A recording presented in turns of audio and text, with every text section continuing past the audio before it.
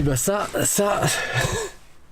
c'était une bonne séance photo ce matin en forêt de Fontainebleau avec un brouillard extraordinaire, une ambiance génialissime. Ah, j'ai quand même passé pas loin de 5 heures en forêt.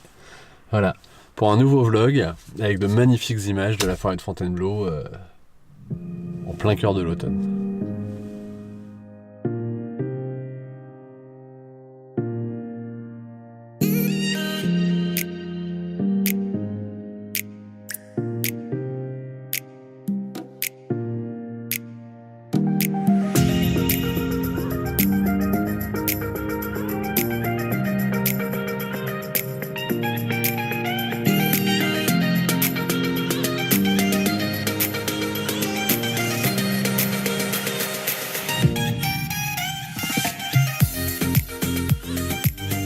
Eh bien, bienvenue dans ce nouveau vlog.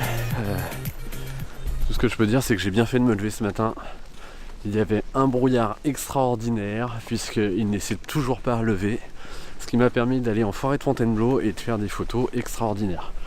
Voilà, l'avantage du brouillard, comme vous allez le voir, ça permet de faire ressortir son sujet lorsqu'on fait de la photo. Et c'est juste génial. J'y passerai ma vie dans cette forêt, tellement elle est magnifique.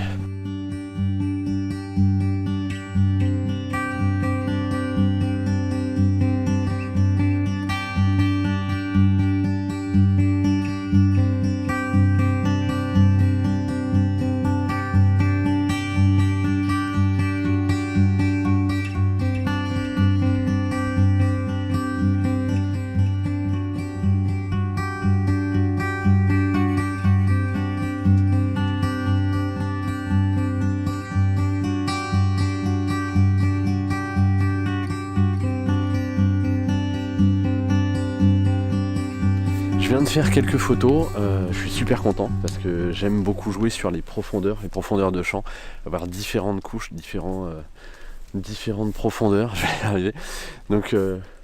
Donc en fait ce qui s'est passé, c'est que je me suis servi des premières fougères en premier plan pour avoir des petites taches de flou, voilà, avec cette magnifique couleur, et pouvoir justement faire une espèce d'encadré, de cadre dans ma composition pour mon sujet qui était l'arbre et la brume, la profondeur de la brume. Et ensuite, hop, je vais vous montrer, là c'était intéressant aussi, je me suis déplacé toujours en me servant des fougères, je me suis placé pour juste prendre le rocher et avoir toute la profondeur qu'il y a derrière. Alors le but du jeu, c'était d'avoir une netteté sur le rocher et en fait ça m'apporte peu qu'il y ait une netteté sur l'arrière-plan ou le premier plan, parce que même au contraire ça donne encore plus de ce côté un petit peu brumeux qu'on a aujourd'hui, voilà, qui est vraiment magnifique. J'étais à la limite, voilà, je l'ai fait sans trépied parce que je voulais travailler rapidement par rapport à la brume qui arrivait. Donc j'ai travaillé vite, sans trépied, j'étais au 1/20 à ISO 100, voilà. Alors pour ceux qui ça parle, tant mieux. Pour les autres, bah, c'est un réglage qui est limite de chez limite en termes de stabilité. Donc voilà, le moindre petit mouvement, le petit tremblement, ça va faire une image floue. Là j'étais vraiment à la limite de ce que mon appareil peut faire à ISO 100, voilà, donc je me suis vraiment servi du stabilisateur de mon appareil pour compenser. Voilà, j'en ai fait une autre en ISO 200 qui m'a permis donc d'augmenter ma vitesse et d'être un petit peu plus stable. Mais je voulais pas forcément monter dans les ISO parce que je voulais vraiment avoir quelque chose de propre au niveau voilà, du grain de la photo, en sachant que j'ai un appareil de très bonne facture, donc ça c'est pas un problème, je peux vraiment monter en ISO. Mais quoi qu'il arrive, je reste un obsessionnel de la qualité en termes d'image, surtout lors de l'impression. Donc à ce moment-là, moi je veux que ça soit parfait et je veux pas qu'il y ait un tout petit bruit ou quoi que ce soit, parce que je suis très regardant là-dessus. Donc vraiment toujours l'ISO le plus bas, l'ISO natif de l'appareil photo, ça c'est mon réglage de base. Et après, au besoin, je compense en montant les ISO, mais le plus bas possible. Ou alors, la solution aurait été de sortir le trépied et de refaire la même composition. Ça m'aurait demandé un petit peu de temps. Et je voulais pas perdre ce moment, parce que malgré tout, quand on joue en photos d'extérieur, en paysage, la lumière c'est primordial et ça peut disparaître très rapidement. Voilà. En tout cas, mes premières photos, les voici et elles sont fort sympathiques.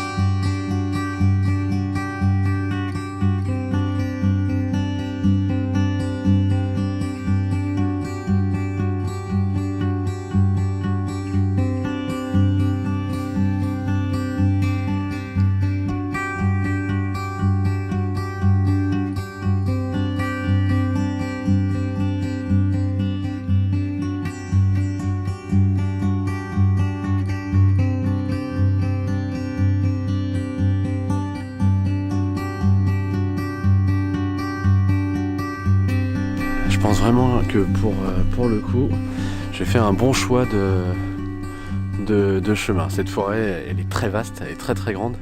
Donc il y a plein de recoins qui sont super intéressants et bien sûr des fois lorsqu'on va quelque part, on n'a pas la lumière, on n'a pas l'ambiance qu'on voudrait. Et bien pour le coup ce matin, je suis plutôt verni parce que je pense être au bon moment, au bon endroit.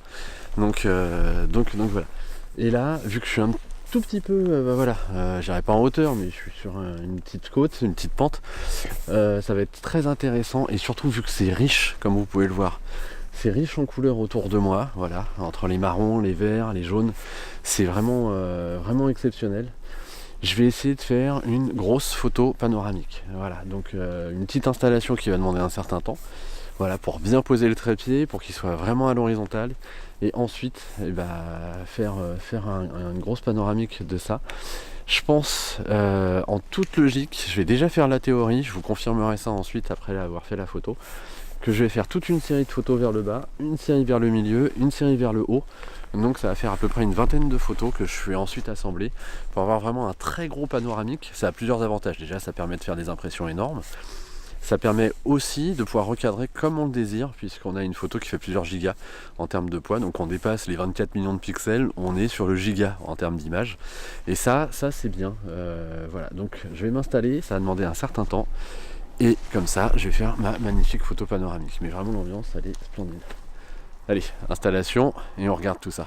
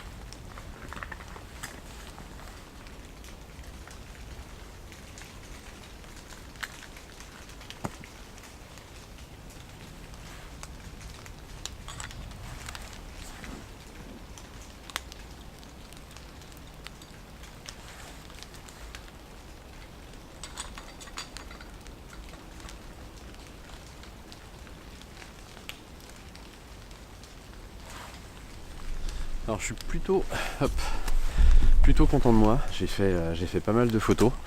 Voilà, j'ai assuré le coup. J'ai fait vraiment 4 niveaux. J'ai fait au milieu, en bas, en haut et encore en haut pour être sûr d'avoir toute cette brume. Parce que sinon ça aurait été un peu frustrant de ne pas avoir suffisamment de matière pour pouvoir cadrer ensuite ma photo panoramique. Voilà.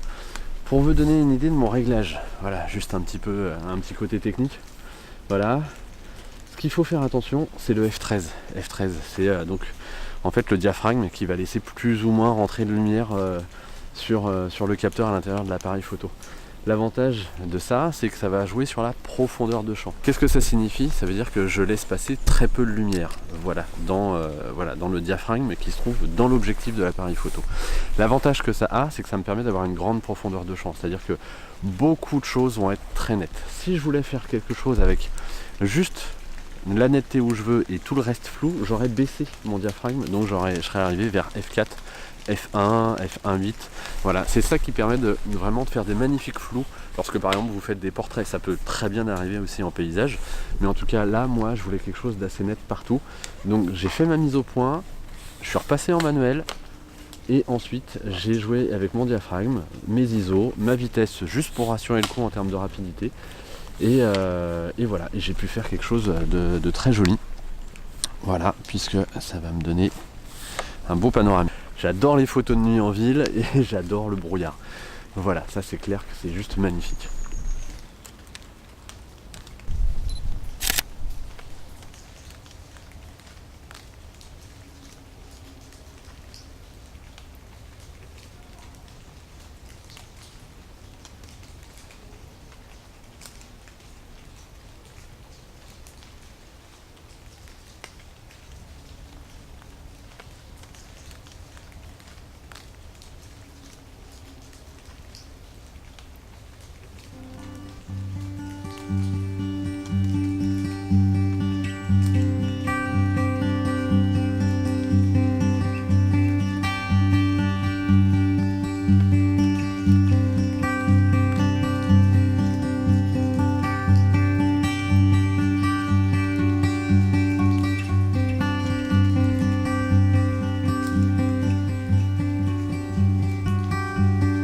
Alors, tu veux des futurs vlogs comme ça? Alors clique sur le petit pouce et laisse un commentaire qui dit Yes, I want another vlog like that. Et pourquoi je le dis en anglais, j'en ai aucune idée. Mais c'est pas grave. En tout cas, si vous avez vraiment apprécié ce contenu, n'hésitez pas à me laisser un commentaire. Ça fait toujours plaisir. Et voilà. En tout cas, je suis bien content de m'être habillé correctement pour ce petit temps humide. Si vous voulez un vlog sur comment s'habiller par rapport au climat, pour être juste à la température, sans crever de chaud, sans transpirer, qui est l'ennemi principal de tout randonneur, et bah n'hésitez pas. Voilà, là je commence à être rodé à tous les climats, que ce soit les moins 28 jusqu'à plus 40. Voilà, j'ai à peu près tout fait dans cette tranche là, et j'espère bien un jour faire un petit moins 40, voilà, pour le plaisir. Et là, je me retrouve à nouveau dans un endroit magnifique. C'est génial. C'est génial, j'adore cette forêt.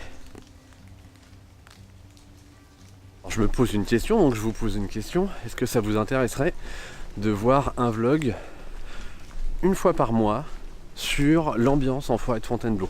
Comment cette forêt vit, comment on peut y faire de belles photos, comment on gère ses cadrages et donc la technique photo en général, mais surtout voir en fait au fur et à mesure, au fil de l'année, comment cette forêt évolue, quelles sont les couleurs, quelles sont les ambiances qu'elle possède. Voilà, là on est en plein milieu de l'automne. Donc ça pourrait être le premier vlog de lancement de toute une série sur la forêt de Fontainebleau, son ambiance, son évolution, ses couleurs par rapport aux différentes saisons qui nous attendent. Et voilà, le tout sur un an, c'est-à-dire 12 vlogs vraiment dédiés à ce sujet qui est juste magnifique. Voilà. Si c'est le cas, n'hésitez pas à liker cette vidéo, à me laisser un petit commentaire plus bas, tout simplement. Vous pouvez même donc vous abonner à cette chaîne, ça vous permettra d'être informé, on va dire, quand est-ce que je fais une nouvelle vidéo sur la forêt de Fontainebleau. Vous pouvez même cliquer sur la petite cloche, je crois, qui va vous alerter dès qu'une nouvelle vidéo est mise en ligne. Et donc ça pourrait être bien sympa et ça me permettra moi de savoir quel type de contenu vous souhaitez voir à l'avenir. Voilà. Moi je continue ma déambulation. Décidément, à chaque fois que je parle et que je marche, je m'essouffle. Voilà. Je vais finir par mourir. Ça sera une belle mort. Voilà. Allez, je vous laisse. Laissez-moi un commentaire. Ciao, ciao.